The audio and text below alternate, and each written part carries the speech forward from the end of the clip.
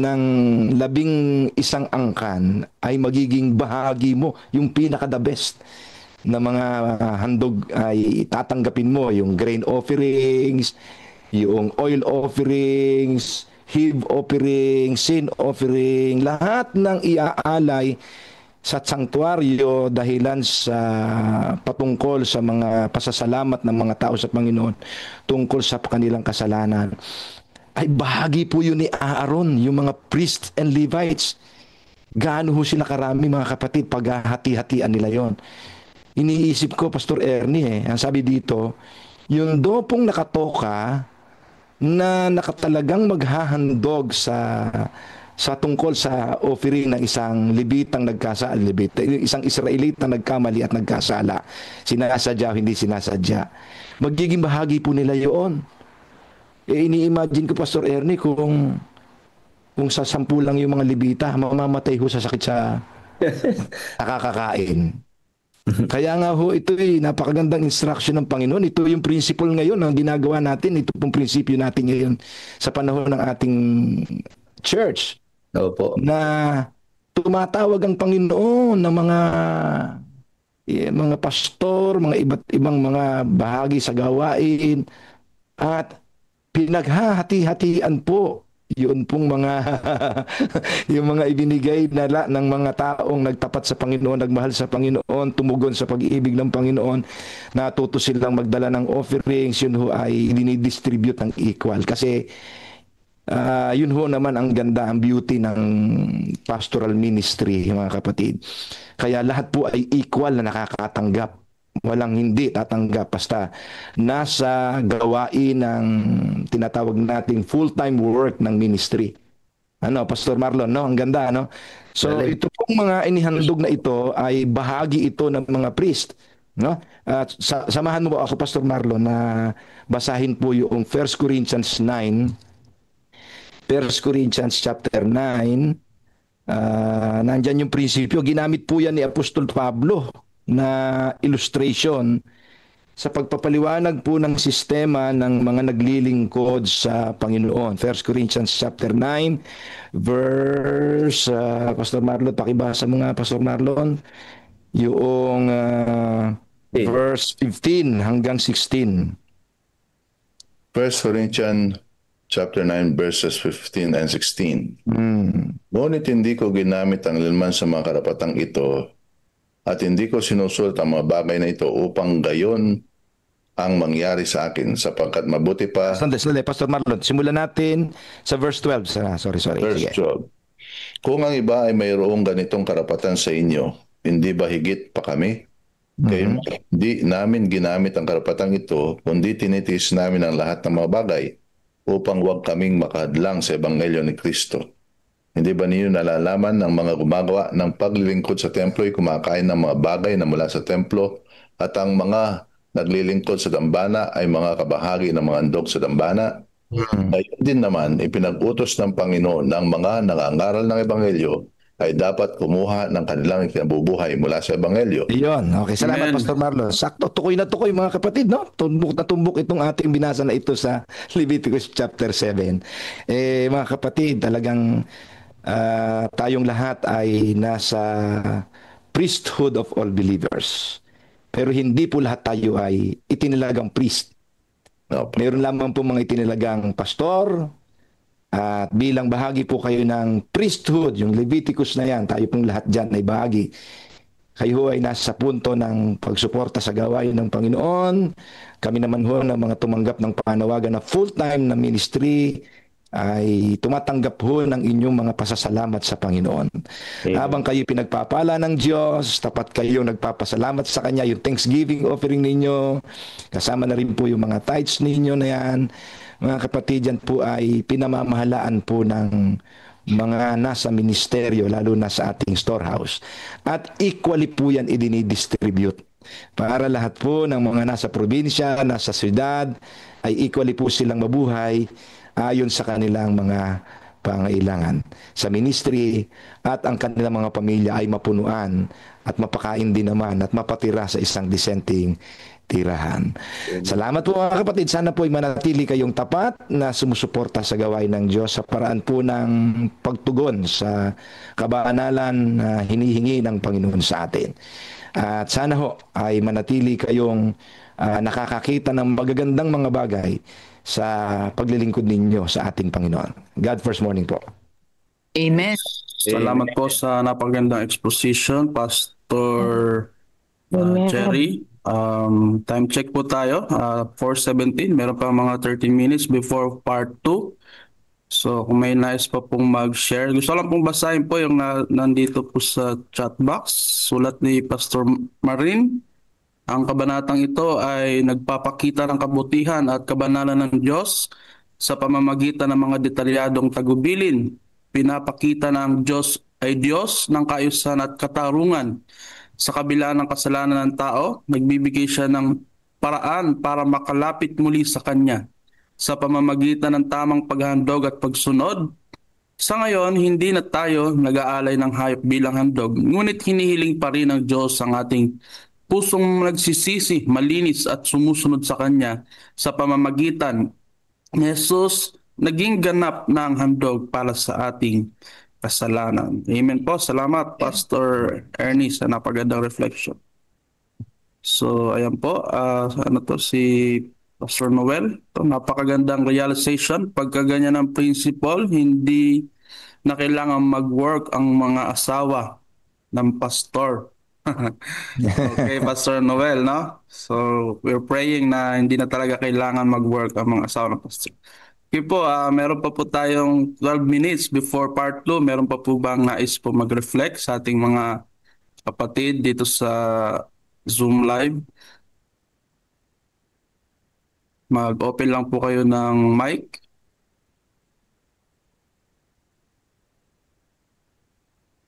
Pastor Mike, nais kong i-share yung Yes po, recognize po.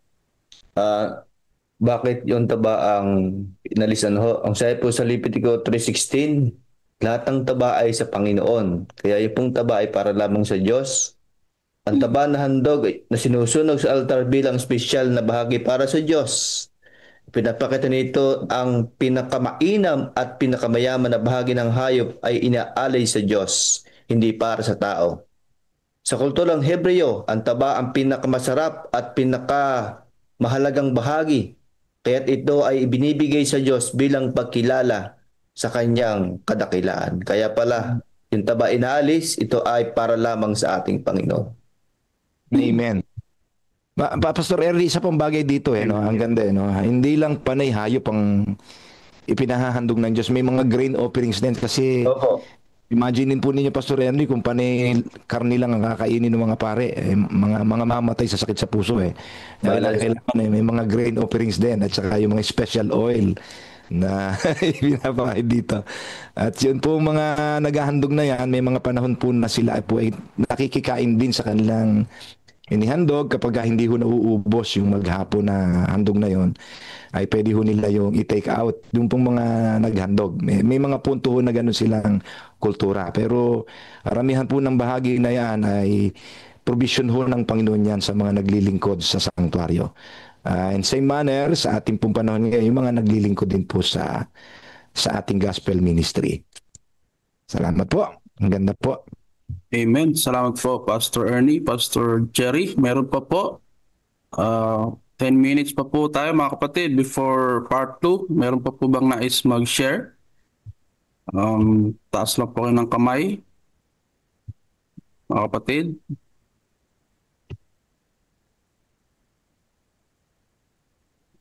Mukhang nahiya po ata tayong mag-share, mga kapatid. Pwede nyo rin naman pong i-chat sa ating po chat box kung kayo po may nais po i-share.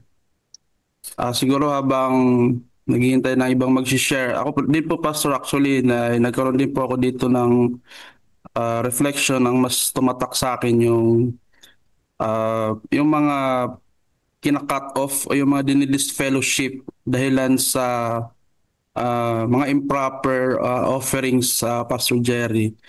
So, hindi, parang ang naging realization ko po dito, parang napakahigpit, stricto talaga ang Panginoon, mga kapatid, sa kanyang mga instruction, no?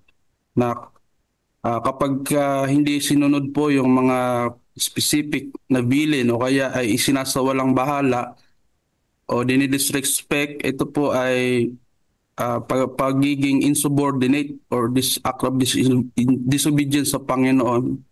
At hindi po kinukonsente talaga ng Panginoon kapag ka po ay hindi sinusunod yung mga simpleng ano po niya, instruction. At ang consequence, mga kapatid, di naman agad papatayin pero ididisfellow sa kapisanan ng Israel. So medyo sa unang basa ko ng Pastor Jerry, parang sabi ko, ganun pala Panginoon, parang napakahigpit. Pero kung unawain, ay yung mga hindi pala sumusunod na yon ay medyo ano sila, lax sila, hindi nila siniseryoso yung mga ganitong bagay na banal, mga kapatid. So yun lang din nag-reflection ko na particular talaga ang Panginoon sa instruction at saka sa purity.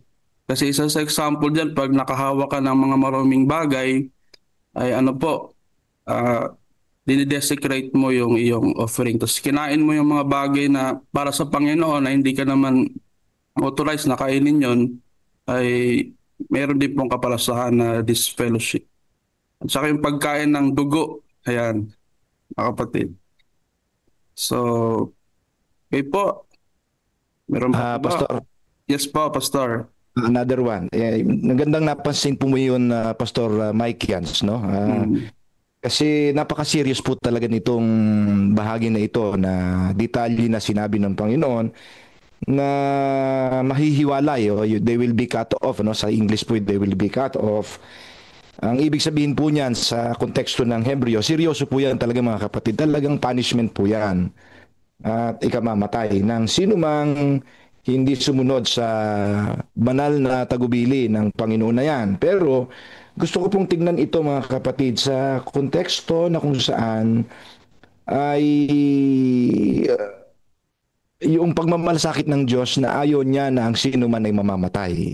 Ayun, meron po siyang pagmamalasakit sa sino man. Kaya po yan ay sinasabi ng ating Panginoon. Gusto niya na ang bawat isa sa atin ay manatili na nakakonekta sa divine na Diyos na tumawag sa atin. Kasi pagka tayo nahiwalay, ay talagang ikamamatay po natin yon.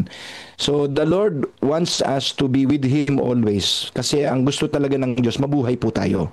Ayaw niya na tayo mahihiwalay. Ayaw ng Diyos na tayo makakat off. Ayaw ng Diyos na tayo ay mapapanish. So the Lord would like us to stay with Him in holiness. At alam natin na ang buhay ay magiging banal lamang, hindi dahil sa ginagawa natin. Magiging banal po ang buhay dahil nakadugtong tayo sa Diyos na banal. Yun po ang katotohanan mga kapatid. So we will not die. We will not be cut off. We will not be punished because we are with God, the Holy God who has called us. Mga kapatid. So salamat po at sana po ay ito'y maging magandang paalala sa atin, and all the punishment na para sa atin ay kinuha pong lahat yun ni Jesus Christ. Yung pong kabayaran ng kasalanan ng paghiwalay ay kinuha po yun ni Jesus Christ. So we have to choose, piliin natin na manatili sa Kanya, and we shall live. God bless you po. Amen. Salamat po, Pastor Jerry, sa magandang pag-share po. Yan po, time check, 4:25. Mga kapatid, meron pa po ba? Nakita ko nag-heart si Brother Edmond at nagustuhan niya po yung napagandang shinare ni Pastor Jerry. Ayan po mga kapatid, kung wala na pong mag-share, ay tayo po ay aaga na tutungo po sa part 2 sa Lest We Forget. Pastor Marlon, please lead us in Lest We Forget. Okay, ngayon po ay July 22. Ang atin hong Lest We Forget ay meron hong magandang babasahin sa atin. Babasahin ko po ito sa wikang English sapagkat itong aking devotional ay na Lest We Forget ay English. Maganda po itong pangyayari dito. A different kind of missionary, the case of George King. For as the rain and the snow come down from heaven and return not thither but water the earth. So shall my word be that goes forth from my mouth. It shall not return to me empty, but it shall accomplish that which I purpose and prosper in the thing for which I sent it. Isaiah 55, verses 10 and 11. George King wanted to be a preacher. He had only one problem. He couldn't preach. His stumbling speech and lack of education convinced James White that he had no gift for preaching. But Ellen White, with her mother's heart, convinced Richard Godsmark, a farmer near Battle Creek, to take him in for the winter so that he could have a trial run in the spring. With Godsmark's encouragement, young King spent his spare time preaching to the empty chairs in the parlor. Then came the time for the trial sermon in public. Disaster is the only word for the experience. At that point, Godsmark suggested to King that he preach in a different sort of way, by selling books door to door. As a result, he began peddling small books and subscriptions to Signs of the Times. His first week with sales totaling 62 cents wasn't exactly a shining success, but King liked the work. On the other hand, this culture who wanted to preach desired to see the entire 3 angels' messages placed before the people.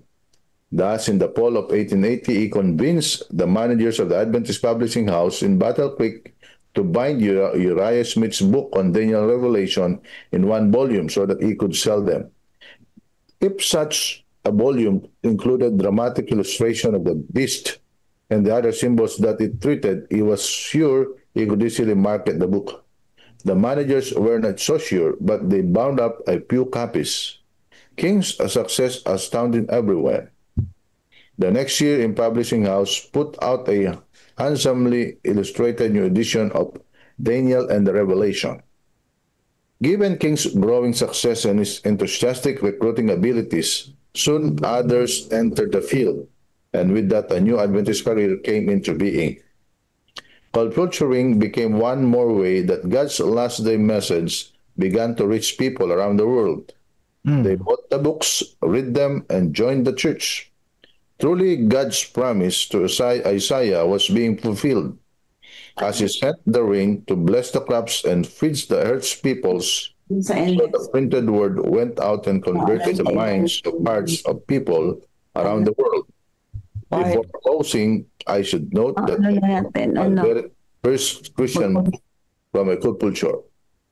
The moral of the George King story: just because we can preach doesn't mean that God can't use all of us.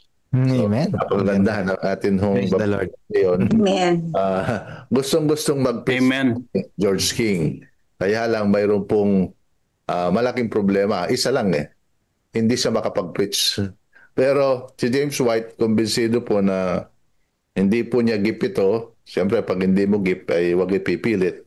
Kaya lang si Mrs. White sa kanyang tinatawag na mother's heart ay binigyan ng pagkakataon. Kinausap niya itong si Godsmark para mabigyan ng pagkakataon itong si George King. Kaya lang ang problema, Pastor Jerry, nung magkaroon na ng nag-ensayo itong si George King sa walang tao, mga upuan lang, sabi rito. Kaya lang sa practice niya, talagang wala yung gift sa kanya. Ang sabi doon, yung illustration nung magkaroon na ng pagkakataon makapag-preach siya, sabi dito ay disaster. yung pwedeng sabihin doon sa kanyang experience. Pero nabanggit ni Godsmark na hindi lang sa paraan ng pag-preach ang preaching o pag-evangelize. Sabi niya, magbenta ka ng mga aklat. So, hindi siya kumita ng malaki o hindi siya nakapagbenta ng malaki, pero masaya siya sa puso niya. Kaya tinuloy ni George King ang ganoon at binigyan siya ng pagkakataon upang makapag-preach sa magitan noon at yung saya ay nando sa puso niya. Kaya yung manager ay kinausap niya na mag-print ng Daniel and Revelation. Pagkamat ito'y sabihin natin medyo mahirap ibenta ito, ay nagawa po ni George King. At ito'y naging daan upang ang katotohanan at ang ebanghelyo ay may pangalat. At ito po ay isang paraan na yung tinatawag na culturing became one more way that God's last days message began to reach people around the world. Kaya napakahalaga po mga kapatid ng ating mga babasahin at ito'y naipapalaganap ang pabalita ng kaligtasan. So, hindi lang ho sa isang paraan pwedeng gamitin tayo ng Diyos. Marami siyang paraan para magamit tayo sa kanyang banal na gawain. Amen. Ang ganda po. Amen. Thank you, Pastor Marlon. And Malagay ko, Pastor Mike, Pastor Marlon, malagay ko marami nakaka-relate sa atin ngayon. Yes, Pastor. Alam niyo po, God is a God of gifts. Ang Diyos ay Diyos na mga kaloob, mga kapatid. At ang aking pong naintindihan dito personally ay kapag ang Diyos ay naipinagagawa, siya po mismo nag-i-equip.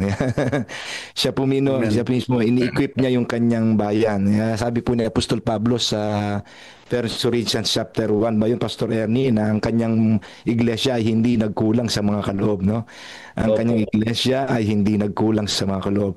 Kaya nga po itong mga ministries natin sa church, mapapansin po ninyo, in-inspire talaga ito ng Panginoon para maging disenyo natin yung mga departments, yung mga ministries sa church natin para lahat po tayo, meron tayong lugar na mapupuntahan. Hindi po lahat ay Sabbath school teacher. Kagaya ni Pastor Ernie, napakagaling mag-Sabbath school teacher niyan eh. Hindi po lahat ay sa ASI. Hindi po lahat ay sa youth ministry, children's ministry. Marami po tayong pwedeng pagpuntahan para masabi po natin tayong lahat ay kasama sa gawain ng Diyos. Pero ang gusto ko po dito talaga mga kapatid ay yung pong aral ng pagkukulpultur talaga mga kapatid. Alam niyo po kapag tayo ay sumali dito, natutupad po yung sinasabi ni Sister White, Pastor Ernie, na spread the gospel like a leaves of autumns, no? Kapag kakasali po tayo dito, para tayong nagkakalat ng balita na leaves of autumn, yung pang taglagas, talagang marami tayong mapaparat na ng pabalita. Kapag tayo po ay hindi kayo magaling mag-preach, pero magaling kayong magkulpultor, sabihin yung husay sa talento na ibinigay sa inyo ng Panginoon, ay magiging George King din po kayo. Magiging George King din po kayo mga kapatid. Hindi po kayo malayo sa karanasan ni George King. So don't be discouraged mga kapatid. There are lots of places, lots of napakaraming lugar sa gawain ng Diyos na ibibistow kayo ng Diyos ng mayamang mga kaloob para matapos po ang banal na misyon. Salamat. Amen. Salamat, Pastor Jerry. Meron pa po ba ang gusto pong mag-share po doon sa ating reflection sa Lest We Forget, mga kapatid? Time check po, 4:35, mga kapatid. Siguro kahit isa po na mag-share, meron pa po ba? Ayan. Pastor Mikens, Sige pa, Pastor Ern. dito ang naranasan ng ating binasa, si George King. Siya yung nagpasimula ng pagiging ng publishing. Kahit hindi siya magsalita, yung kanya binigay na mga katotohanan, mga babasahin ay nakatulong para ibahagi yung katotohanan. Sa atin po mga kapatid, kahit hindi po tayo marunong magsalita, kahit tayo po ay namigay lang po ng simpleng babasahin sa ating mga kaibigan, kakilala, dito po ay magbubunga balang araw. Kaya ating pong suportahan ng publishing ministry. Dito po tayo nagmula, mga minamahal kong mga kapatid. Kaya sa ating pong simbahan, meron po tayong publishing ministry para suportahan po natin, para tayo po ay lalong ma-equip at lalong magbahagi ng katotohanan sa maraming mga tao, bukod po sa Sabbath School. Amen. Amen. Pastor Mike Hans, mayroon pa Sige ako isang po. nakita magandang reflection para ma-encourage tayong lahat. Po, Gusto Pastor ko Jerry. gusto ko po yung naging part ni Sister White kay George King. Sana ganun din po tayo, no? magsalita tayo ng encouragement sa mga kapatid na akala nila ay wala silang place sa lugar ng gawain ng Diyos. Maraming George King dyan sa church natin eh. Kinakailangan lang natin silang i-encourage mga kapatid. At pag medyo bigo, ay huwag naman nyo sisimangutan mga kapatid. Kung hindi marunong mag-pray, tinuturuan nyo mag-pray, tapos nung mag-pray na parang hindi kayo nasiyahan, huwag naman yung mga kapatid pagagalitan yung kapatid na nagpe-pray. So in any way, mga kapatid, let us give encouraging words sa kanila, maging magulang tayo sa kanila. Parang si Sister White, ano? Ibigay natin ng lahat ng suporta sa mga nagnanais na makisangkot sa gawain ng Diyos. So, ang isa pinakamagandang key siguro dito, Pastor Marlon, ay yung salitang willingness, no? If we are willing to be used by God, God will use people na pwede nating malapitan, mga godly parents natin, yung spiritual parents natin, no? Godly brothers, spiritual brothers natin sa church. They will encourage us na ma-accomplish natin yung ipinagagawa ng Panginoon sa atin, sa ating unique way, in our unique way, because the Lord is a unique God. Amen. Amen. Amen. Napakaganda nung ipinakakalob ng Diyos. No? Hindi lahat preaching o preacher. Kasi kung lahat ay preacher, paano na? Lahat mangangaral, lahat magsasalita. Magulo sa church. Nagdidebate. Debate. Walang ma-accomplish. May makakarinig pero hindi ganun kalakas kagaya nitong magkakaiba yung gift na binigay ng Panginoon. So sa mga kapatiran, siguro ay pag hindi para sa atin yung isang gift, ay huwag tayong susuko kagaya ni George King nung pinayuhan siya ng God's Mark.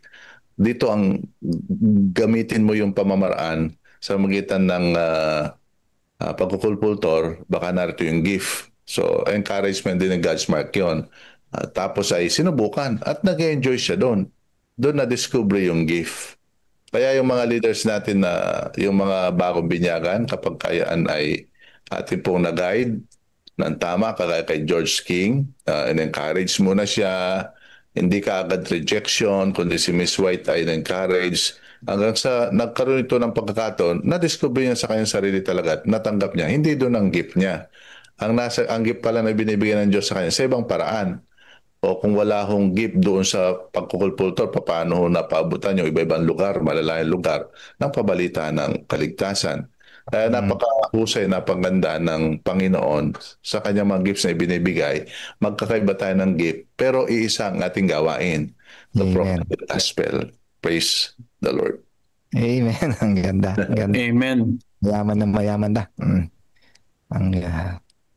Salamat po. Okay po, maraming salamat po sa lahat ng nag-share. Tayo po ay... Pastor Mike, saalala ko para sige sandali. Kaya mga kapatid, huwag niyong pipilitin yung isang tao na sinasabi na nga niya na hindi niya gift yun no? Hindi niya gift yun. Opo, Total mo, ngayon naman po ay napakaganda na po ang ating church. Meron tayong mga spiritual gift test, di ba? Yeah. So, mingi po kayo sa mga pastor noon. Meron po tayong mga spiritual gift test. Importante po yun na malaman. Sa ACTS po, ang tawag po natin doon, assessment, no? Sa ACTS training. Ina-assess po yung ating mga kakayanan para mailapat po yung mga gift ng Panginoon sa atin sa tamang lugar. At hindi tayo tawag nito madi-discourage kasi alam ng Panginoon kung saan tayo nararapat para sa gawain niya. Amen. Salamat po. Amen. Maraming salamat po sa lahat po ng nag-participate po sa ating Let's We Forget. Salamat din Pastor Marlon sa pag-lead ng Let's We Forget. Ngayon po ay dadako na po tayo sa part 3 ng ating pong worship. Hilingan na po natin ang selfie media para sa intro vid.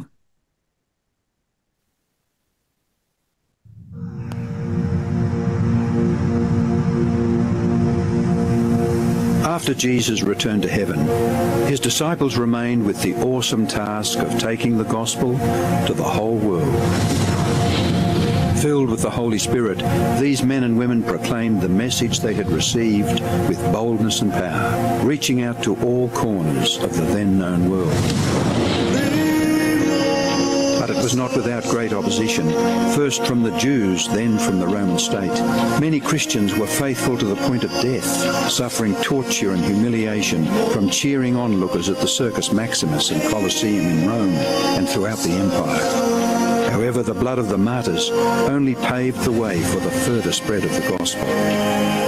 After years of persecution by the Roman emperors, one of them, Constantine, professed conversion to Christianity in 312 AD. Now Christianity became popular, but it resulted in many pagan practices and symbols entering the church, particularly in Rome. The Bishop of Rome assumed more and more power and authority and began to oppose and oppress all who recognized Jesus alone as the head of the church and who accepted the Bible alone as the supreme authority. To escape this increasing persecution, God's true people withdrew to the wilderness areas of Europe. In northern Italy, the Waldenses took refuge in the mountains. While many were slain, the light continued to shine in the darkness. God was still in control, and he began to raise up men like Wycliffe, Huss, Tyndale, Luther, Calvin and Zwingli to stand for his truth.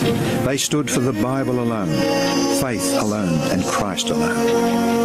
In 1798, in fulfillment of Bible prophecy in the book of Daniel, the religious and political supremacy of the Roman Church was temporarily reduced when General Berthier removed Pope Pius VI from his throne.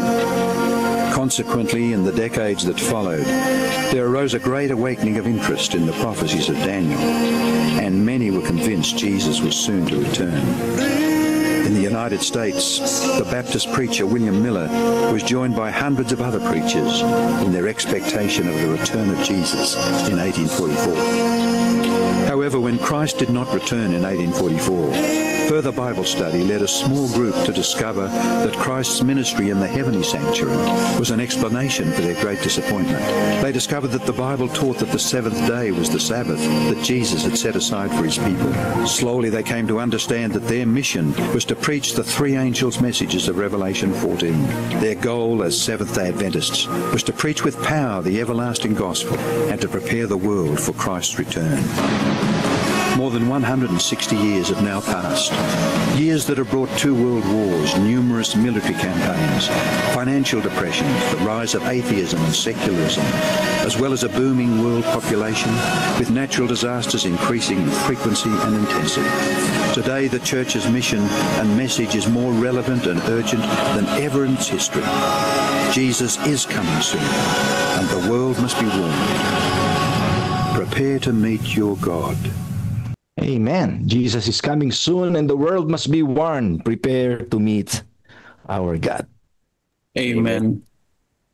Yan po, atin na po isunod ang testimony po ni Ma'am Linley Arante.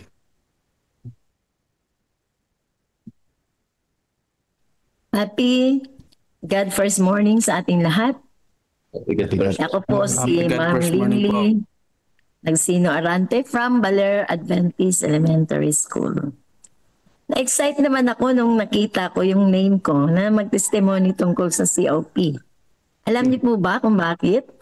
Kasi tuwing nakikinig po ako sa mga testimonies dito, araw-araw, na-inspire din ako. Gusto ko rin mag-share yung aking mga experiences sa pagtatapat.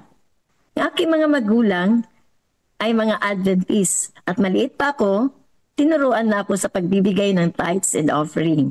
Nasubukan ko na din mag-double tithes at tested and proven ko na din ang mga abundant blessings na dumarating sa akin. Tapat ako sa tithes, pero sa offering, hindi masyado. Barya lang kasi binibigay ko noon.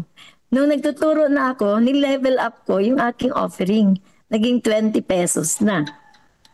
Pero, one Sabbath sa Divine Worship, narinig ko si Pastor Gosilatar na nagsabi, ng 20 pesos daw ay para sa pulubi lang. Kaya napaisip naman ako, ay pulubi ba si Jesus? Parang nag-guilty naman ako. So dahil ayaw ko magbigay talaga ng malaking offering, parang mabigat sa loob ko na madagdagan. Kaya nag-pray talaga ako. Hiningi ko na i-bless yung kamay ko at turuan ito na magiging generous. At tinupad naman ang prayer ko. tinaasan ko na yung aking offering, naging 100 pesos na yung offering ko. Habang tumatagal, naging magaan ang pagbigay ko ng medyo malaki. Isang Sabat, nung tiningnan ko yung wallet ko, 100 pesos na lang pala yung laman ng wallet ko. Matagal pa yung sweldo at wala naman pa akong pambili ng pagkain. Matagal ko tinitingnan yung pera ko, i-offering ko ba ito o hindi? Pero at last, nag-decide din ako na naibigay ang offering ko na 100 pesos. Masaya ako na panagumpayan ko ang doubt sa aking puso. Sabi ko, bahala na si Jesus sa akin. Alam niyo, kinabukasan ay may kumatok sa pinto at tumawag. Ay, yung caretaker pala. Kasi nasa school ako nakatira. Binalita sa akin na sa barangay 360 daw sa harap ng school ay nagbibigay ng mga number para makakuha ng groceries. Naku, tuwang-tuwa ako at alam niyo ba? Above 5 kilos na bigas pala ang laman at maraming noodles, sardinas, corned beef, Milo at iba pa. Wow, napapawaw naman ako. Sabi ko sa sarili ko, parang 5 times pa ata ang kapalit ng 100 pesos kung offering. Hindi ko talaga makalimutan ang goodness ng Panginoon. Another unforgettable experience ko ay during pandemic. Di po ako kasi nakapagturo ng 1 year kasi bumaba yung mga enrollment ng mga schools at wala na akong school na pagtuturuan. So, ang natanggap ko lang sa CLC share ay 30% at yung ibang mga benefits. Siyempre, kulang talaga. Pero tuloy pa rin ang pagtatapat ko. Pero, ang nakakapagtataka, hindi man ako naghihirap. Parang okay lang din. 1 year na ganyan lang ang sweldo ko. Nung dumating ng summer at ako ay na-assign na sa Santa Catalina, masaya na ako dahil makapag-work ulit ako. Nung paalis na ako papuntang Santa Catalina, biglang nawalan ng laman yung gasol ko, LPG. Nung tiningnan ko dito sa may nilalagay kasi ako, nakasulat palagi kung kailan ko binili yung LPG para alam ko kung ilang taon na siya or ilang buwan lang po siya. No? Nakasulat doon, sabi ko, 1 year na pala yung LPG ko, unlimited ba? Sabi ko, for 1 year. Sobra akong na-amaze sa goodness ng Panginoon. He provided me unlimited na gamit sa gasol. Doon ko na-realize na kahit wala po akong school share, God cares for me. Nung nasa baler namin na assign, nagpray ulit ako sa Panginoon na bigyan niya ulit ako ng more generous pa na kamay. Since yung kamay yung ating nagbibigay. Nag-open po yung school na face-to-face pagkatapos ng pandemic. Siyempre, medyo konti lang ang mga pupils. 168 lang pa lang yung mga estudyante. At siyempre, ang salary namin ay affected naman. So medyo may balances pa ang school sa amin, pero gusto ko pa rin mag-upgrade ng offering ko. Nagsimula na ako mag-try ng 1,000, paminsan-minsan, pero hindi yun sa COP, hinahati ko lang sa iba't ibang department. Until dumating ang mga directors ng CLPM at in-explain po nila sa amin yung COP. Doon ko na-realize ang importance ng offering dahil dyan masusukat ang pag-ibig ko sa Panginoon. Masayang kinumit ko at sumunod po ako sa COP. At ngayon, mas masaya ako kaysa dati. Ngayon, halos lahat na kami mga teachers ng Baler ay nag-commit na rin na mag-COP na. At Amen. alam nyo ba, pati ang aming enrollment ay tumaas na din from 168 to 248 last year. And this year, naging 268 na. Praise God sa goodness ng Panginoon. O diba? Kaya syempre medyo okay na din ang sweldo namin. Unti-unti na rin na punuan ang mga balances ng school sa mga teachers. O diba? Kaya tara na, mag-COP na rin tayo. So Alam niyo, Amen. mayroong mga na marami akong benefits na nakuha nung nagtatapat ako sa tithes at saka offering. Una, marami akong blessings. Kalawa, good health. Hindi na ako nagkakasakit at palaging healthy. Number 3, natuto din ako maging wise spender. Kasi naglilista ka ng mga dating sa pagbigay mo ng tithes, naglilista ka. Nagiging wise spender na rin ako. And number 4, nagiging kontento ako kung anong meron. Hindi na ako naghahangad ng mga wants pa. Okay, number 5, worry-free na rin sa financial ang aking kalagayan. No? Enough na rin sa mga needs. At number 6, debt-free na din. Na-enjoy ko na po yung salary ko kasi dahil na-balance ko na po yung aking budget, di na po ako nangungutang. At number 7, na-claim ko ang pinakamagandang desires of my heart na natapos ko na yung sariling bahay ko at tinatawag ko itong pink house at ito po palaging inspiration ko sa goodness ng Panginoon. At dito sa number 8, natuto ako maging generous sa Panginoon at sa iba. What happens when you start becoming a more generous person? Ang sabi ng 2 Corinthians 9 verse 8, God is able to make it up to you, giving you everything you need and more, so that there will not only be enough for your own needs, but plenty left over to give joyfully to others. So, di ba? Ang sabi dito sa text ay, ang Panginoon daw ay magbigay sa iyo ng lahat ng pangangailangan mo. At ang maganda dito ay more pa. At meron pa daw, hindi lang daw ito enough para sa, hindi lang to more than enough sa iyong mga needs, pero plenty pa yung natira para makapag-share ka pa sa iba. Napakaganda yung verse na ito. And in conclusion, if you want to enjoy life while waiting for the second coming of Christ, let's be faithful in our tithes and offerings. Surely, God will abundantly pour out all the blessings upon us. Try it and you will experience the rich goodness of our Father in heaven. Happy God First Morning to everyone and thank you. Amen. Amen. Amen. Salamat po, Yes, Lily. Sis Linley Arante, sa napakaganda niyo pong Thank you, ma'am. Thank you, ma'am. testimony. Okay po, time check, 4:54, mga kapatid, no? So, gusto ko pong basahin yung naging remarks ni Pastor Jerry. Amen. Thank you sa nakapagpapalakas na testimony of faithfulness, Sis Ma'am Linley. Shalom on your teaching ministry. Tunay na dumarating ang mga pagpapala ng Diyos sa iba't ibang ways. Eyes of faith can see those. Spirituality makes the difference. Put God first and you will never be lost.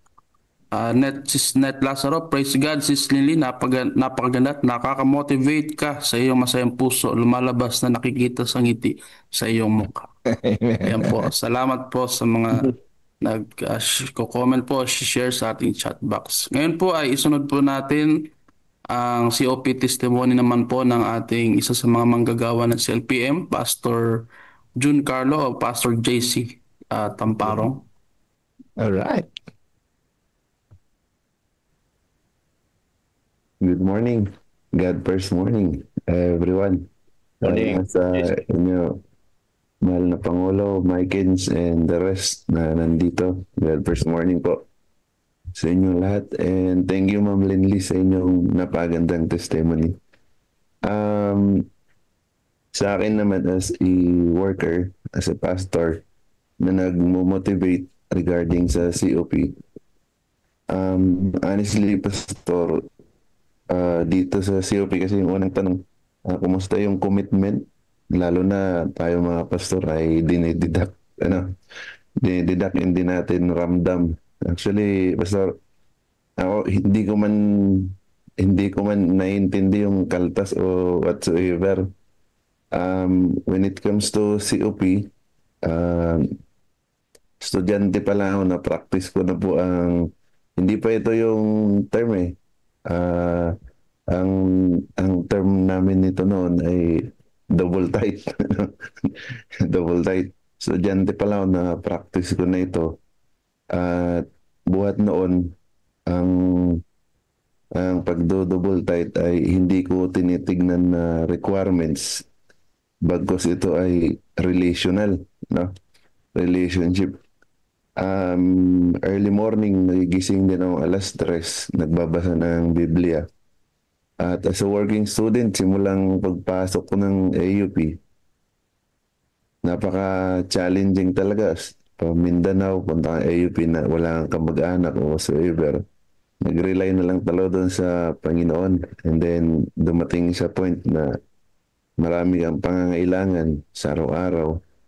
Honestly, hindi ko rin talaga nararamdaman na gano'n kahirap mag-working kasi sa mga testimony ng mga kapwa kamanggagawa, ang kanilang, for example, ang kanilang sabon ay yung tira-tira, iipunin para may sabon, no? Ganun din, shampoo o whatsoever. Na-assign ako ng swimming pool. Daming sabong na iwan, nakakaipon ako ng 3 timba sa isang buwan. So, yung mamahaling sabon, iniiwan ko sa akin. Yung 2 timba, binibigay ko sa kapwa working student para hindi na sila mag-testimony ng ipon-ipon na sabon. Pati shampoo. And doon, Pastor, na-realize ko rin talaga na sa pakikipagtipan mo sa Panginoon, relasyon, hindi ka talaga pababayaan. Imagine, ang isang linggo mo, kailangan mong i-budget yung 150. So, Wednesday pa lang, ubos na. Namumuhay ka na sa pananampalataya. So, manalangin. Lahat ng pangailangan mo, dumating sa pundo, mga kapatid, na ang nararanasan ko, hindi na ako nag-iisip kung sasagutin ng Diyos ang panalangin o hindi. Umabot na sa punto na excited ako kung paano gagawa ang Panginoon sa araw na ito. So, nakikita mo yung leading hand ng Panginoon na bagising mo, Lord, may field trip kami. Wala pang pamasahe, deadline na. Sasabihin, mamaya pag naglilinis ako, may lalapit. Kumusta ka? Ito pang merienda mo. Sakto doon sa pangbayad ng field trip. Lahat ng books, lahat halos sapat lahat hanggang sa dumating yung point na sabi ko sa Panginoon, pagod na ako mag-working. Total, dinala naman ako dito ninyo sa AUP. Ay, paralin mo naman ako. Sinubukan ko yung mas mataas kasi ang daming mga karanasan na sa mga maliliit na bagay, talagang nakita ko yung katapatan ng Diyos. Sabi ko, mag-eksperimento nga ako. Dito naman ako sa mas malaki. Hindi na ako nag-work. Tapos dumating yung point na mag-i-exam na. Sabi ko, Lord, exam na. Hindi ako makaka-exam ng final pag wala itong pambayad. Nag-pray ako. Excited ulit ako kung paano gagawa yun, Diyos. So, biglang nag-ring yung cellphone ko. May text, sabi na, kunin mo sa Mloiler. Mloiler yung gusto na. Kunin mo sa Mloiler. Sakto doon sa tuition pinahiningi ko. Sabi ko, hindi nag-fulfill talaga yung Panginoon. Kung mas lalo kang nakikipagtipan sa Panginoon, siya rin ay makikipagtipan sa'yo na ipapakita niya kung gaano yung kanyang katapatan na ma-amaze ka na lang na gawin ang mga bagay hindi dahil sa requirements kundi relational. So, yung mga prinsipyo na yun, marami. Hanggang sa nadala ko dito sa pagpapastor na itong automatic na kaltas. Sabi ko, noon pa man, nakita ko na yung Diyos na talagang hindi nagbabago, hindi ka binibigo, hindi tayo binibigo. Ako, hindi ako binibigo. At kung dumating man sa kapamaraanan na yung panalangin ko ay makita ko talagang no ang answer, ay sabi ko, okay lang, Diyos ka pa rin. Kung hindi man dumating yung kasagutan na ini-expect ko, Diyos ka pa rin, wala akong problema. Mananampalataya at maniniwala pa rin ako sa iyo. Amen. Kaya yung ngayon, regarding sa COP, maluwag siya kasi nakilala ko ang Diyos. Kaya yung prinsipyo na gagawin ko ito dahil programa ng CLPM, programa ng iglesia natin, hindi ko ito ituturo as a requirements kundi relasyon. So, Amen. ngayon, dumating na sa point na na-assign ako dito, nagre-revival na ako na may kaakibat sa COP, pero ang pinaka-point ay sa pagtatapat ay relational. Kasi makikita natin, nagiging magaan kung may pag-ibig at nagiging magaan yung isang bagay kung naiintindihan natin yung purpose. Dito, na-amaze din ako sa district kasi sa kaka revival, testimonies, experiences, madali nilang nakita yung kahalagahan at yung pakikipag relasyon sa Panginoon. Ang daming faithful giver sa district. Ang daming faithful giver. Nga lang, hindi rin nila naintindihan yung isang kapamaraanan na kumbaga, ito pala yung purpose nun. Basta sila, magbibigay lang. No? So, utay-utay, nagkaroon ng shifting na, ito pala. Hanggang sa ang district sa kasalukuyan ay hindi man siya nagiging buo pa. Ang nangyayari ay parang movement style, word of mouth na ganito kabuti ang Diyos, ganito kaganda ang plano ng Diyos. So, ipinaparealize ko na dami nating plano when it comes to gawain. Sino ang aasahan natin? Ang Diyos. At hindi naman naghuhulog ang Diyos ng 50 mil sa harapan mo. Pinapadaan yan sa bawat isa sa atin.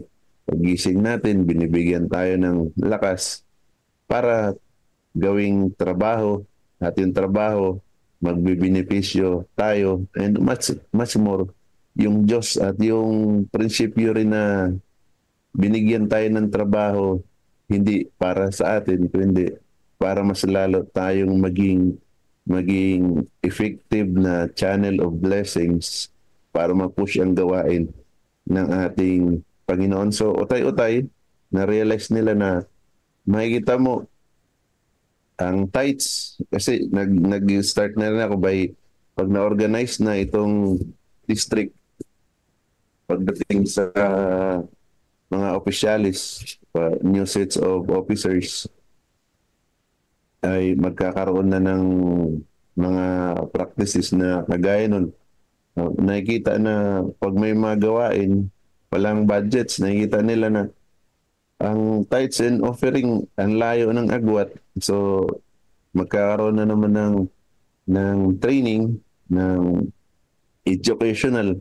Kasi isa sa natutunan ko, kung hindi gumagana yung mga bagay-bagay, it's either lack of educations. So, train them or educate them, sabi ni Sister White.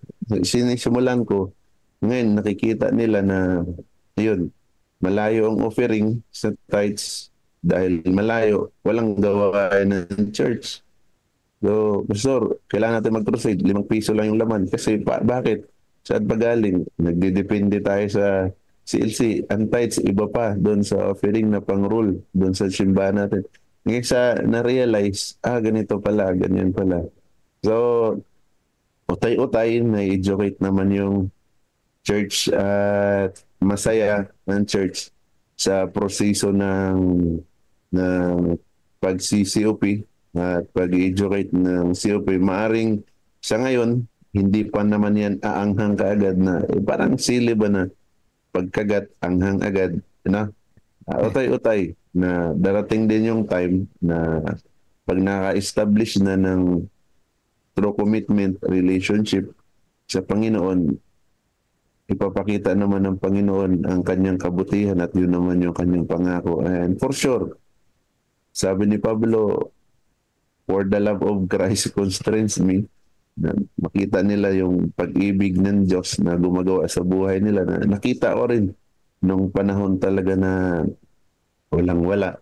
Pero ang Diyos ay merong-meron. So, darating sa point na possible next year sa tulong ng Panginoon ay magkakaroon na ng tawag yung program ni, nawala sa isip ko yung program ni Pastor Marlon Antonio, na magkaroon ng model church when it comes to Mission Church. Missional Church. Magiging model church sila sa pagiging missional church. So may isa ng church na inutay-utay ko at nagkakaroon naman ng changes at nagkakaroon ng conversion yung mga kapatid, at not as a requirement bagkus as a relational activity na kung saan ay naibabalik nila yung para sa Panginoon sa pamamagitan na rin ng pag-ibig ng Panginoon na ipinapakita sa kanila sa araw-araw. So, yun po, when it comes to COP, sa akin ay fully converted at pinapractice ko na mula noon hanggang ngayon. At hindi, kahit siguro hindi kakaltas, same pa rin.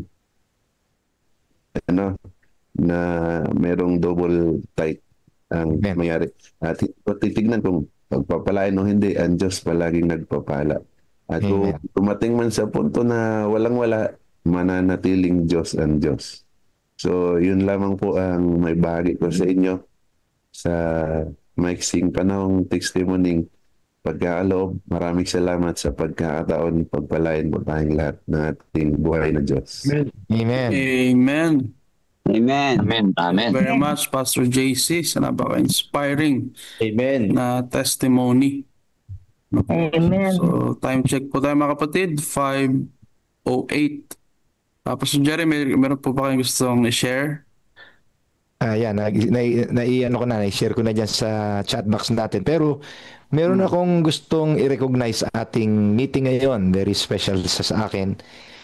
Siya ay aking ninong na nasa Amerika. I invited him. Si Ninong Rene Regoso. Nasa Amerika po siya. Ninong, welcome po kayo sa CLPM family. Thank you very much, Tor. Nagla mo ako pero nandito na. Feel free. Welcome po. Feel free lang po kayo mag-share mamaya, Ninong, sa ating po mga reflections sa Bible at saka po sa Spirit of Prophecy. Mamaya ho, pwede ho kayo magbigay ng counsel, being a spiritual leader for many times, for a long time sa inyo pong church na pinaglilingkuran dito po sa Pilipinas. Ninong, salamat po, Elder Rene, sa pagdalo niyo po. God bless you po. Thank you. May boses ba ako, Pastor? Opo, naririnig po kayo. Yes po. Okay, thank you. Alright, Pastor Mike Hans. Okay po, maraming salamat, Pastor. Siguro po ay tuloy na po natin sa next part ng ating pong worship. Hilingan na po natin si Brother Melvin. I-play po yung video.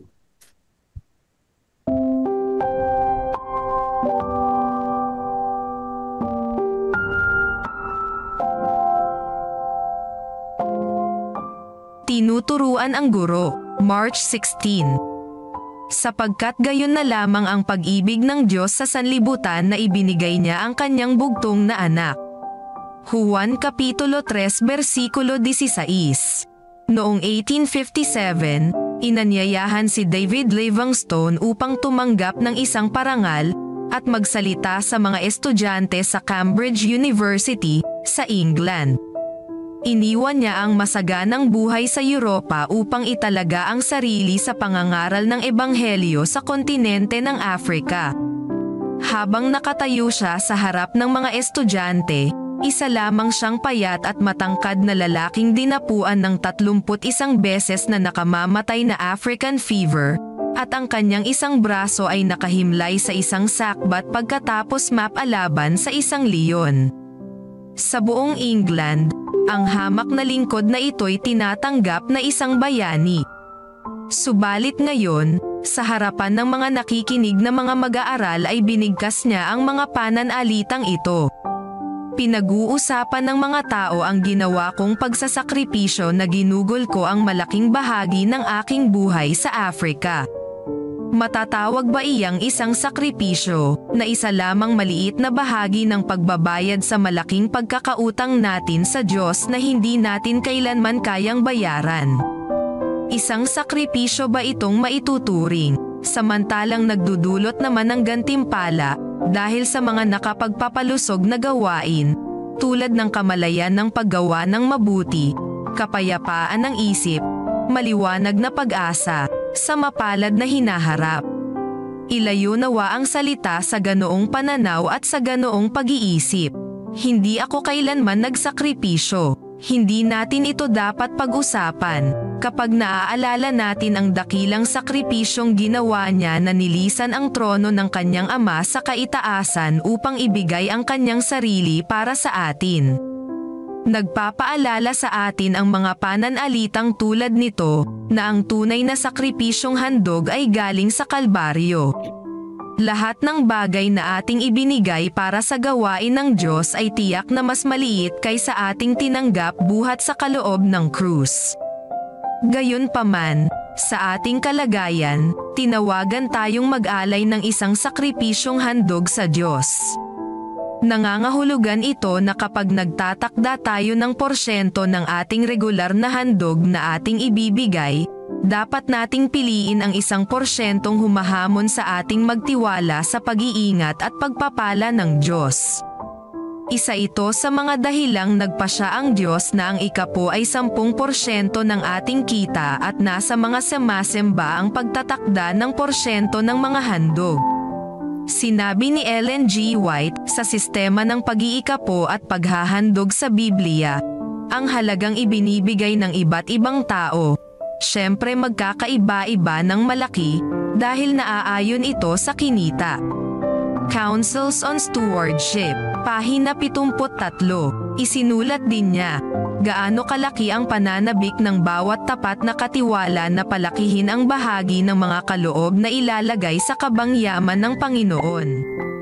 Councils on Stewardship, pahina 200, panawagan, palagi ninyong suriin ang inyong kita, at tanungin ninyo ang inyong sarili kung ang porsyentong inyong ibinabalik ay kumakatawan sa tunay na sakripisyo. Sa ganoon lamang kayo makatutugon ng may pasasalamat sa dakilang sakripisyong ginawa para sa inyo sa krus. Amen. Amen. Salamat po, Brother Melvin, sa pag-share po ng video. Ngayon po, dadako na tayo sa ating councils on stewardship. Ang magbabahagi po si Sister Regina Cruz. Hindi ko pa po siya nakikita, no? Nandyan na po ba, Sister Reggie? Nandyan na po ba? Kung wala po ay ang inyong lingkod na host po ang babasa ng ating pong councils on stewardship. Chapter 52, subtopic number 2, ang pamagat po ay in the publishing house. The publishing work was founded in self-denial and should be conducted upon strictly economical principles. The question of finance can be managed if when there is a pressure for means, the workers will consent to a reduction in wages. This was the principle the Lord revealed to me to be brought into our institutions. When money is scarce, we should be willing to restrict our wants. Let the proper estimate be placed upon the publications, and let all in our publishing houses study to economize in every possible way, even though considerable inconvenience is thus caused. Watch the little outgoes, stop every leak. It is the little losses that tell heavily in the end. Gather up the fragments, let nothing be lost. Waste not the minutes in talking. Wasted minutes mar the hours. Persevering diligence, working in faith will always be crowned with success. Some think it beneath their dignity to look after small things. They think it the evidence of a narrow mind and a niggardly spirit, but small leaks have sunk many ship. Nothing that would serve the purpose of any should be allowed to waste. A lack of economy will surely bring that upon our institutions. Although much money may be received, it will be lost in the little waste of every branch of the work. Economy is not stinginess. Every man or woman employed in the publishing house should be faithful sentinel, watching that nothing to be wasted. All should guard against supposed wants that require an expenditure of means. Some men live better on $400 a year than others do on 800. Just so it is with our institutions. Some persons can manage them with far less capital than others can. God desires all the workers to practice economy and especially to be faithful accountants. Ang aking pong reflection po doon mga kapatid sa ating binasa, ang mas talagang tumatak sa akin yung mga opening statement po at habang nare-reflect ko po yun, naalala ko yung mga panahon na kasagsagan po ng pandemic sa ating mga institution, lalo po sa ating mga paaralan, sapagkat very relatable po yung payong ito ni Ginang White sa publishing house nung time ng pandemic. Ang sabi po dito mga kapatid, dun daw po sa ating mga manggagawa sa institution, kapag ka daw po tayo ay sumasailalim sa mga financial crisis, ay dapat daw po na sundin natin yung payo ni Ginang White na maging willing po tayo na babawasan po yung ating sahod kapag ka po nagkakaroon po ng mga crisis, ano po ang ating pong institution. At sa akin po dapat tingnan natin po ito bilang pagtulong sa gawain ng Panginoon. At higit sa lahat, pagtutuloy din po ito na maging mapagpigil po tayo sa ating sarili. Yun po yung sinasabi kanina na maging economical tayo. Ang pagiging economical, hindi naman daw po pagiging stingy o kuripot. Matuto tayong sa pagtitipid, disiplina sa paggastos, at mas isipin po natin yung para sa Panginoon, no? Kaysa sa ating sariling naisin, lalo tayo po ay nagsasuffer ng mga financial crisis sa institution or even personal mga kapatid. So yun lang po yung aking reflection, and hinihilingan ko po ang iba na mag-reflect din po about po dito sa ating pong devotional this morning. Amen. Pastor Mike Hans, ako ay mauna na, pwede? Yes po, Pastor Jerry. Yeah, gusto kong mag-share ng screen ay na-underscore very important lines, principles from this reading, Pastor. Gusto ko itong i-share sa inyo. Marami itong linya ng mga principles na nakita ko, pero ito'y makakatulong sa ating lahat. Ito ho yung mga nakita kong mga stewardship principles. Ito pong ating binabasa ay general po ito, bagamat ang tinutukoy po nito ay sa publishing house. Okay, ang konteksto po nitong counsel ni Sister White ay siyempre sa Amerika po ay meron pong mga tinatawag tayong mga loan sa bangko, sa government loan, siguro marahil, na nag-i-incur po yun ng mga interests. At yun po yung ayaw na mangyari ni Sister White, sa halip na yung mga interest na yon ay ating naipon, magamit pa sana yung mga bagay na mga interest na yan. Kung hindi tayo sana nag-loan at naghintay tayo ng magandang pondo na ating naipon, ay may iwasan yung mga masasayang na ibabayad sa interest. Huwag tayong magmamadali, sabi ni Sister White, kundi tayo po ay magsama-sama, maintindihan ang mga prinsipyo para ang ating institusyon na mayroong mga gawain, lalo na may mga proyekto tayo, hindi na tayo pupunta pa sa ibang venue, kundi sa church mismo tayo mag-ooperate. Hindi po tayo hihingi ng ibang tulong outside of the church.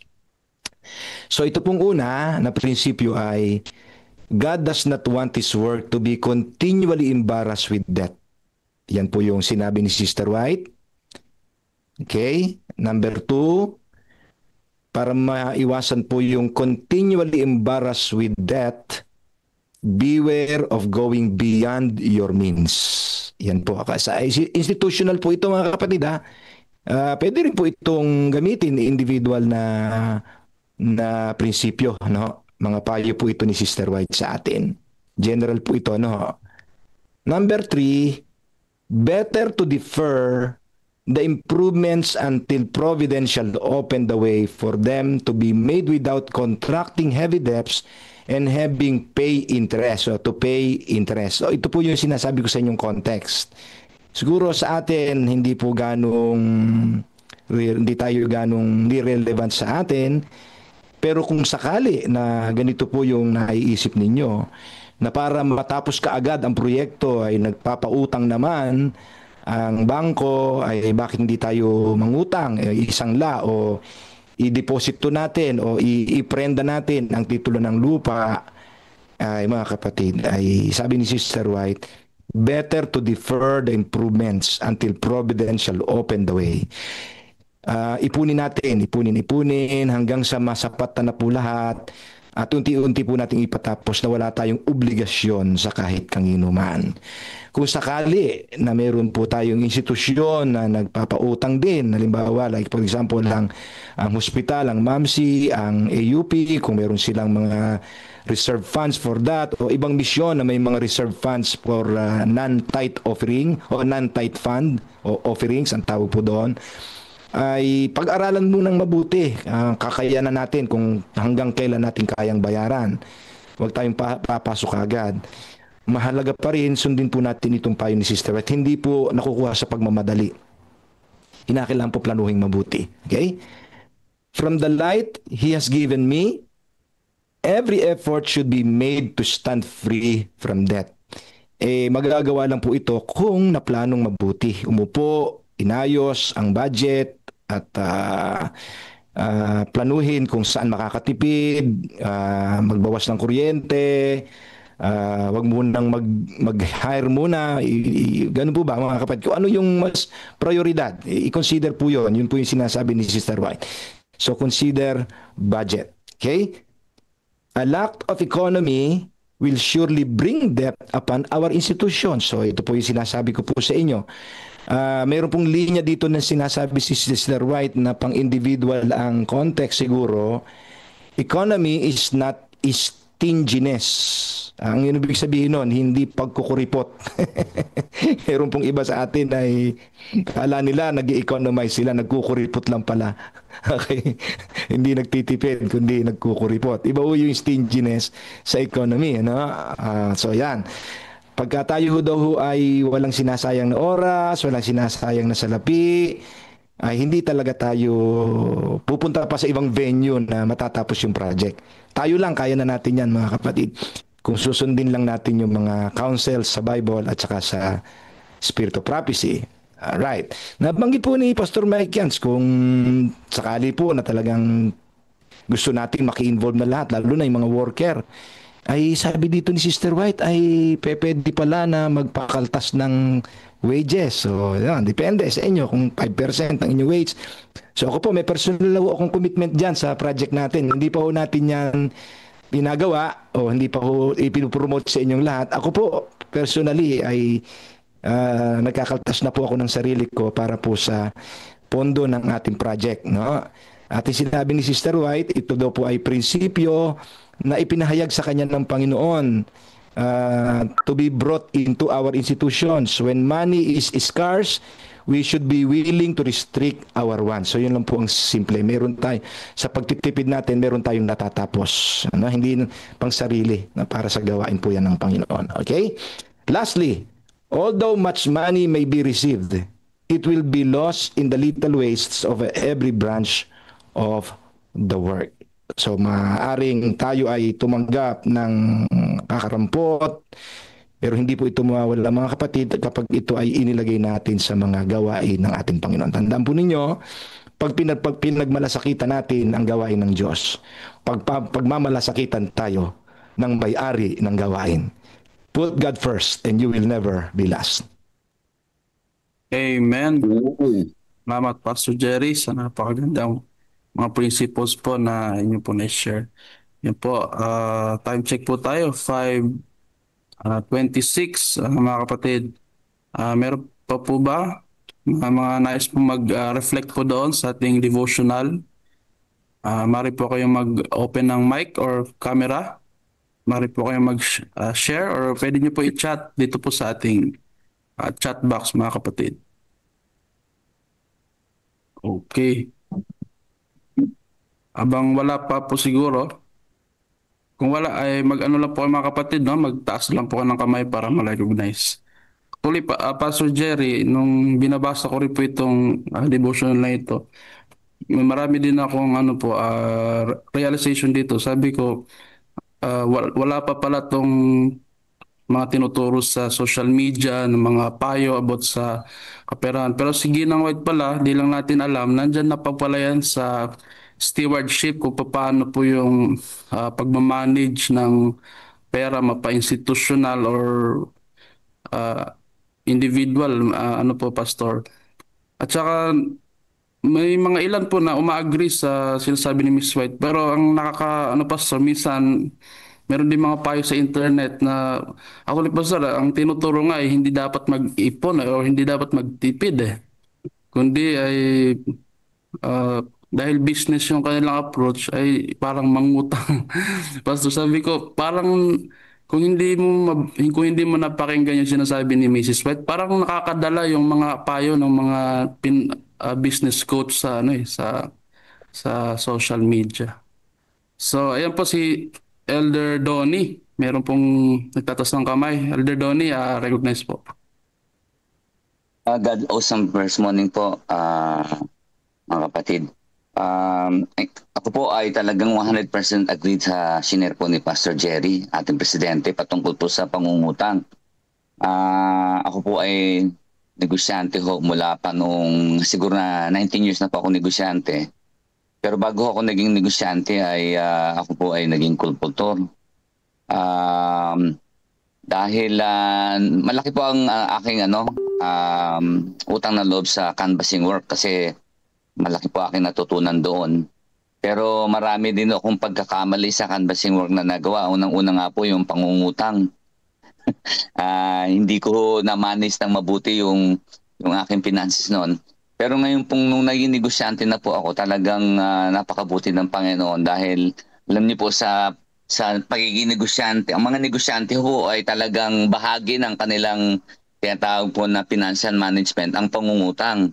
Dahil siyempre pag gustong lumaki po ang negosyo, gustong magsimula, marami pong institution, government or private institution ang nagpapautang para nga po tumulong sa negosyo. Pero sa akin po ay hindi ko talaga nagawang mangutang para po sa negosyo. Normal lang po yung pangungutang po ng yung sa mga supplier. Kasi yan naman po ay kalakaran na madali pong lalo pagka maganda po ang credit line. Kagaya po ngayon, meron po akong supplier na naging kaibigan ko na at nagiging usapan na namin na lumabas kami at magkwentuhan. In-check po ito siya. Alam niyo po ito siya, ay kulit ng kulit. Tiyatawagan ho lagi kami. Kung may order daw kami. Noong una, cash basis kami. Pero nung ito po binibigyan niya kami ng 15 days na.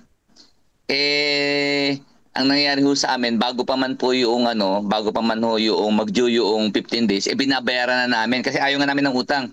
Alam niyo po ang ginagawa niya, pinipil niya kaming kumuha ng ng mga goods niya. Hindi daw kami sisingilin. Sige, hindi ko kayo sisingilin. Kuha lang kayo ng kuha. Pero nga po, naging prinsipyo ko na ho talaga na ayoko ho talaga mangutang dahil unang-una po, stressful po yun Lalo po kapag yung ginagawa ho ng iba na gagamitin collateral ang property. Problema ho yun, lalo ho sa bangko kapag hindi ho nakatupad, darating po sa punto na maiilit. Masakit sa ulo po yun. Kaya tama po talaga na na as much as possible ay iniiwasan po ang utang dahil ang utang po ay napapaalipin tayo sa nagpapautang, yun po ang doon eh. At saka sa akin prinsipyo, parang kapag ginawa po yun, parang sa akin po parang nagkukulang po ako ng pagtitiwala sa Diyos na magpo-provide siya. Kaya kailangan gawin ko po yung ganun. Kaya purihin po ang Panginoon, talagang napakabuti po niya. Natuturuan po ako ng tamang financial management, hindi lang po personal, pati po sa negosyo. Kaya yun po, purihin po ang Panginoon. Salamat po sa opportunity. Amen. Amen. Thank you po. Amen. Pastor Jerry. Yeah, dagdagan ko. Sa puntong ito mga kapatid ay humihingi po ako sa inyo ng pag-alalay. Magtulong-tulong po tayo mga kapatid. Ito po'y payo kasi sa institusyon natin. Sa amin na mga leader, yung mga nangangasiwa ng funds natin for development. Lalo na haharap po tayo sa isang malaking proyekto, no, mga kapatid. Sa darating ng mga panahon ay kakailanganin po natin ang sama-sama nating pagbubuhat sa isang banal na gawain. Tulungan niyo po kami mga kapatid na huwag nating masaway ang payong ito. Ito po'y napakagandang payo na ipinayag ng Panginoon kay Sister White. Ulit-ulit na po nating napapakinggan ang mga devotional reflections natin from the Bible, yung mga seminars natin sa stewardship. Maiiwasan po natin lahat mga kapatid ang mga negative na impact ng mismanagement ng mga funds ng Panginoon kung hindi magiging scarce ang funds natin sa misyon. At ang akin lang pong commitment sa inyo, kung ako po ay mananatili po pa rin, pero hanggang ngayon po na ako po ay saglit na nabigyan ng pagkakataong maging pinuno ninyo dito po sa ating misyon na maliit, malaki pala, ay humihingi po ako sa inyo ng assistance mga kapatid. Kaya natin mga kapatid na maging sagana ang kanilang mga handog, i-centralize ang offering natin, wag nating i-localize ng marami. Gamitin natin yung combined offering plans, kay sistema. And I believe mga kapatid, we will realize that we abide to the counsel of Sister White at maiiwas tayo dun sa malaking problema. Naalala ko, Pastor Mekans, yung karanasan ng Philippine Publishing House bago sila pumunta sa Silang. Nasa Caloocan po ang Philippine Publishing House.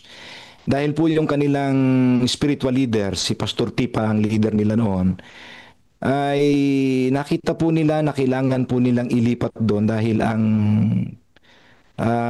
maraming mga negosyante ang gusto nang bilhin ng mahal yung property at napaka-wise naman kung pagbibili yung property, lilipat sa isang lugar na mababa lang ang value, makakatipid pa po ng malaki, matatapos pa po yung building na gustong ipagawa at makakabili pa ng maraming mga bagong equipments. Pero alam niyo mga kapatid, hindi sila nangutang. Hindi na benta yung property. Pero natapos po nila yung napakagandang Philippine Publishing House at quarters doon po sa Silang. Wala silang utang, hindi na benta yung property.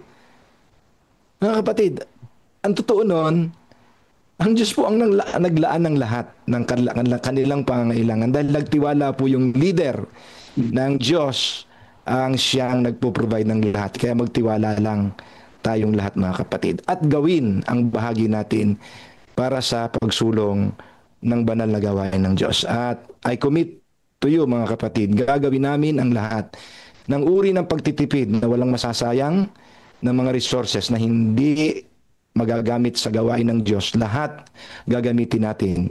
Kung proyekto yan, sa proyekto natin dadalhin. Kung sa evangelism, dadalhin natin sa evangelism. Kung sa pagpapagawa ng simbahan, dadalhin natin sa pagpapagawa ng simbahan. Wala po tayong sasayangin na pondo sapagkat ayaw ng Panginoon na tayo po ay mapapahiya dahil po sa pangungutang. Salamat po.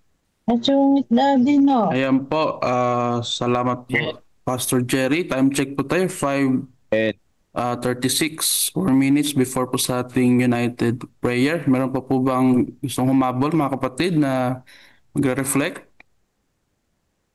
Ayan po, kahit sa chat ay wala pong nag-chat. So I think Pwede pong magbigay ng share. Sige po, Elder Rene. Okay, alam niyo po, parang ako yung isisingit ko, parang taliwas naman sa mga sinabi ni Pastor. Ako naman po, malakas ang loob kong mangutang.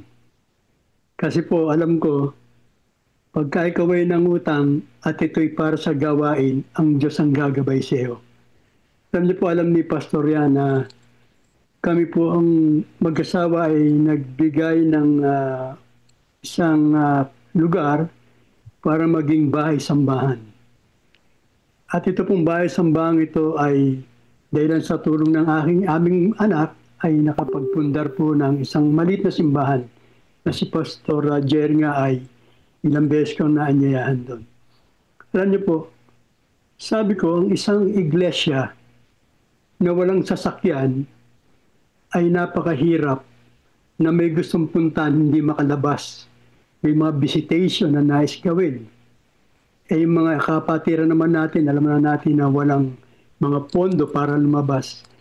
Inilakas loob ko po mga kapatid na kumuha ng isang sasakyan para ito ay gamitin. Pati po sa pag-utang, pinasangkapan ko na rin ang aking asawa, ipinangalan ko na siya, siya na rin ang nasalang sa utang. Ito po ay aming target na nakakuha kami ng sasakyan sa pasimula ng 50,000. At sabi ko, iutang natin to at patuloy tayong manalangin. Alam niyo po, nakakuha kami ng isang bagong sasakyan na naging isang gamit namin sa visitation at marami pong nakinabang at hanggang ginagamit po namin. Alam niyo po, ang aking ikatutuwa rito, wala naman po kaming pera sa bulsa para talagang, o ang iglesia ay wala. Ang dalangin ko po sa Panginoon, Panginoon, kalooban mo ito at palagay ko hindi mo kami pababayaan. At alam niyo, may isang kaibigan ng aking asawa na kasama niya sa gym na kasi po meron kaming every Saturday collection para pangbigay sa sasakyan. Alam niyo po, naitanong niya kasi siya po isang Protestant. Sabi niya, pwede ba akong magbigay dahil yung mga yan palang sinusolicitin niyo para sa sasakyan. Sabi namin, welcome na welcome kang magbigay. Alam niyo po, hindi niya sabi niya, sasabihin muna sa asawa ko, pero ang gagawin ko ay sa susunod na buwan magbibigay ako. Alam niyo, nung kasasabi pa lang niya sa asawa niya, pinasabi na kagad sa aking asawa, magbibigay ka din lang, bakit patatagalin mo pa? Ibigay mo na kagad kung pwedeng sa Sabado o sa susunod na Sabado, ibigay mo na. Alam niyo mga kapatid, siya po ay nag-promise na magbibigay siya ng 20,000 naman. Amen. Ang kanya lang po, ang amin lang pong binabayarang sasakyan ay 13,000. Alam niyo kaya kami natutuwa. Yung aming koleksyon, hindi namin nagagamit. Kaya sabi ko, pati pang gasolina, pati pang maintenance. Wala pa namang maintenance yun dahil under warranty. Alam niyo po, nagkaloob siya ng 1 buwan at nakatapos siya ng paibigay sapagkat nandito na po sa Amerika, halos 2 taon siyang nagbibigay ng 20,000. Amen. Kaya nga po yung aming ikatlong taon ay halos advance na kami. Kung tumatakbong panahon mga kapatid, halos 1 taon na lang kami ay makatatapos na kami sa bayarin. Amen. Amen. Ang sinabi ko po sa kanila, panandalangin natin at ang nakalulungkot, halos lahat ng mga Adventistang gustong magkaroon sa sasakyan umuutang personally para sa kanilang sarili. Itong iutang natin hindi sa atin gamit sa Panginoon. Alam niyo po, nakatutuwa, yung sasakyan na ito hanggang dun sa Mindoro nakakarating at nakikita ng mga taga roon na sabi may Adventist pala rito na miyembro. At alam niyo, pinadalan siya ng mga gift para makauwi. Ang akin lang pong point ay kapag merong isang gawain na ito'y hindi naman natin personal, huwag po tayong matakot. Sabi nga, if God be with us, who can be against us. Amen. Without Christ, we are nothing. Kung lagi nating sasabihin na wala, talagang wala. Pero pag sasabihin natin na ang Diyos ay kasama natin, para siya ay magbigay ng isang bukas na patutuo sa ating mga pananampalatayang nakakilala. At ako'y natuto ang mga kapatid na tayong lahat, kung mananampalataya lamang tayo, no? Kagaya nga nasabi ni Pastor Jerry, malaki ang gawain na kakaharapin ng misyon na inyong pinanghawakan. Sabi nga, hindi pa tayo humihingi ay pagkakaloob na ng Diyos. Amen. Nakandaan din po natin mga kapatid, habang nagtatapos ang gawain sa mundong ito, hindi po magpapabayaan Diyos sapagkat ang nais ng Panginoon ay maikala talaga at yung kaisipan natin ng pag-aalinlangan, palitan po natin ng merong itong kaliwanagan. At sa umagang ito, Pastor, maraming salamat na imbitahan mo ako. Sa testimony, well-equipped ako. Kaya lang, sabi nga, meron tayong mga limitadong oras sa ating mga gawain. At ako niniwala, at ang halos karap ko rito nagpapatutoy mga pastor, ganun pa man, tayong lahat sa tingin ng Panginoon ay merong mga kanya-kanyang gawain upang sa ganon, maibahagi natin sa iba ang tunay na pabalita. At kung magkagayon at tayo nagkaroon ng karapatan at tayo ay magkaroon ng isang tunay at tapat na paghahanda, tayo po'y magkikita-kita sa inihahanda ng Diyos na langit na bayan. At sa umagang ito, patuloy nawa nating maranasan, maramdaman na ang Diyos ay hindi nagpapabaya sa atin. Amen. Amen. Salamat po, Elder Salamat. Rene. Pastor Mike Gans. Yes po. Wag niyong pagkamalan na ini-encourage tayo ni Ninong Rene na mangutang tayo, ha? Yeah. Sa amin lang po yun. Huwag yung pagkamalan. Kaya nga sabi ko, Pastor, ako yung medyo ako sa tayo. Pero ang totoo lang, tama yung mga payo mo. Kasi alam niyo po, napakadaling mangutang. Ang napakahirap ay magbayad.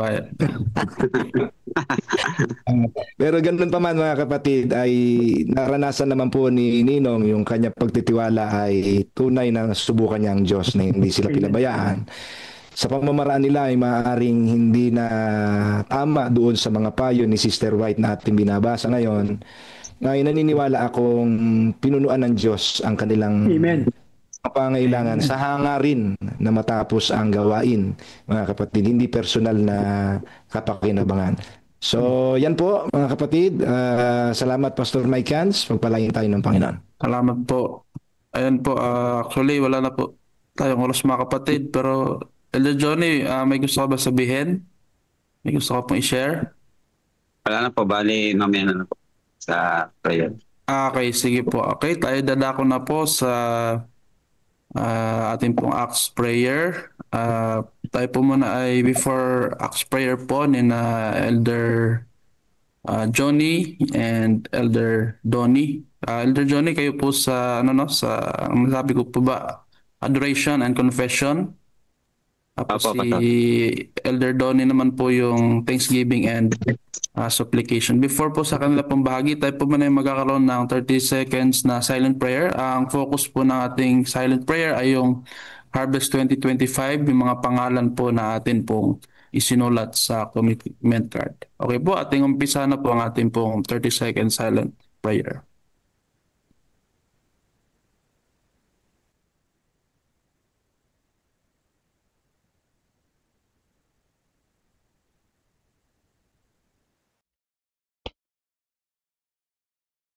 Amen po mga kapatid. Yan ang ating umaga ngayong umaga na ito. Medyo madilim pero okay lang. Tayo rin naman ay magpatuloy sa panalangin mga kapatid. Let us pray. Silent prayer muna 30 seconds and then we'll continue po.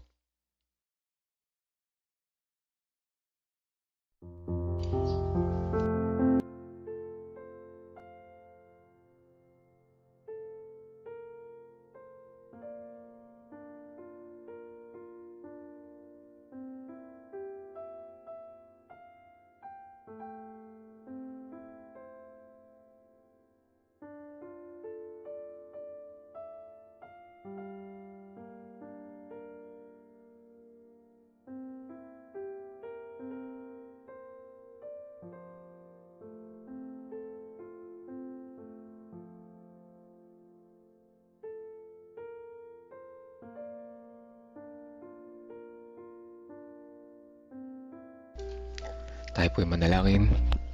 Amang banal na makapangyarihan sa lahat, salamat po muli sa umaga na ito na kami ay patuloy niyong binigyan ng blessing, panibagong buhay, kalakasan, pag-asa na nagmumula sa iyo. Ang mga prinsipyo ng pagiging tapat, katiwala ay tunay na gumigising sa aming mga puso at isipan.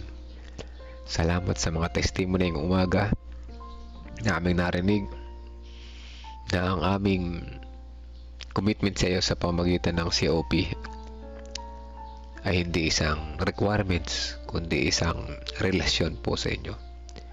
Salamat at sa pamamagitan nito kami mapapalapit sa iyo ng gusto, makikilala ka namin ng gusto, at ang aming sandigan sa lahat ng mga pagkakataon ay patuloy na nariyan na kasama namin. Salamat po, O Diyos. Salamat po sa iyong pagmamahal. Sa umaga na ito, nais namin isama sa panalangin ang bawat isa na narito ngayon. Kami na patuloy na nagnanais na maging tapat ay kasama namin ang bawat isa sa panalangin. Ang sambahayan ni Sister Nim Rivera kasama na kanyang mga mahal sa buhay at ang kanilang gawain sa Tabakaw, si Ate Lorna, si Kuya Bobby, and din si Brother Esmin Subat, ang kanyang buong pamilya, sambahayan ni Ma'am Femi Sabat at ang kanyang mga students, pupils, mga teachers and parents, at gayon din ang bawat isa na naapektuhan ng baha sa mga sandali na ito. Patuloy pa rin ang pagbuhos ng ulan, ngunit salamat dahil ang lugar ng Nueva Ecija hindi ganun napinsala, at patuloy ang aming panalangin para sa mga lugar na naapektuhan ng baha. Dalangin din namin na iba pang mga kapatiran na narito ngayon, ang sambahayan ni Ate Revy, ang patuloy na crusade doon sa Leonardo, gayon din sina Mama Nora, si Ate Sally Sanchez, Kuya Edgar at ang kanyang buong pamilya, Sister Sweetie Burgos, ang kanilang buong sambahayan, si Ate Mitch San Jose, ganoon din si Sister Belinda Salvania, Sister Juliet Paracibal at ang kanyang mga mahal sa buhay. Kasama na rin si Sister Dang de la Cruz, yung kanyang mga anak at asawa, Sister Wilma Fernandez, Kuya Melchor, Kuya Monching, Kuya Narsing Cala, Sister Teresita Ladia, Ate Evelyn Sabat at iba pang mga kapatiran na hindi namin nabanggit na narito ngayon. Nais namin isama sa panalangin ng pasasalamat para sa kaarawan ni Brother Jojo Gatmaitan sa sandali na ito. Siya ay nagpapasalamat at patuloy niyo siyang sinasamahan, binibigyan ng pag-asa. Salamat sa mga pagsubok na dumating sa kanyang buhay sa mga nagdaan mga panahon. Salamat sa patuloy na mga pagsubok na darating sa kanyang buhay na kayo pinangako niyo sa kanya na siya iyong mga kasama. Salamat po, dakilang Diyos. Ganyan din na iba pang may mga kaarawan sa mga araw na ito. Patuloy niyo kami magpalain ng malusog na mga katawan, matalas na isipan, at mapagmahal na puso na inyo itinuturo sa amin. Ang lahat na ito ay aming inihiling at pinasasalamatan. Alang-alang na lahat sa pangalan na aming Panginoong Hesus at Tagapagligtas. Amen. Amen.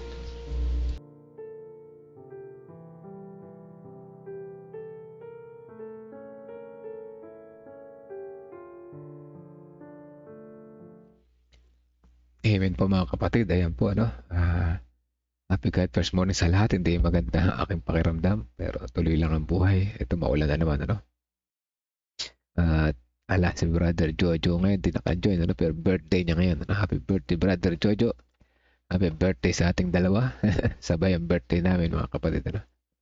Meron po lang isa yung asawa ni Sister ni Ate Bebe. Birthday din niya ngayon. So tatlo kami dito sa aming distrito.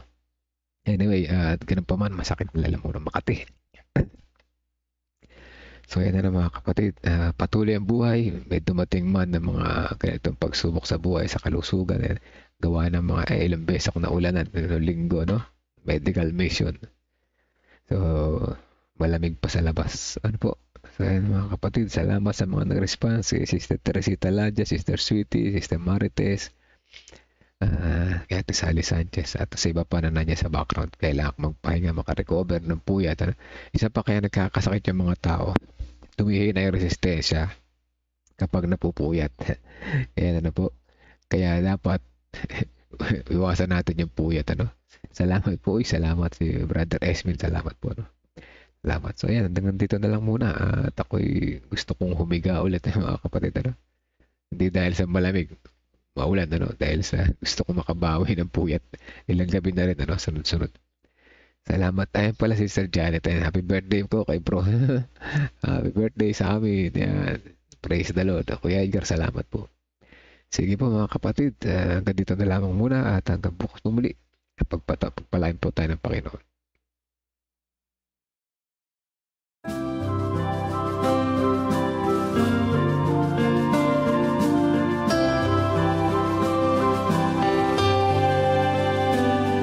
I hear the voice of Jesus calling.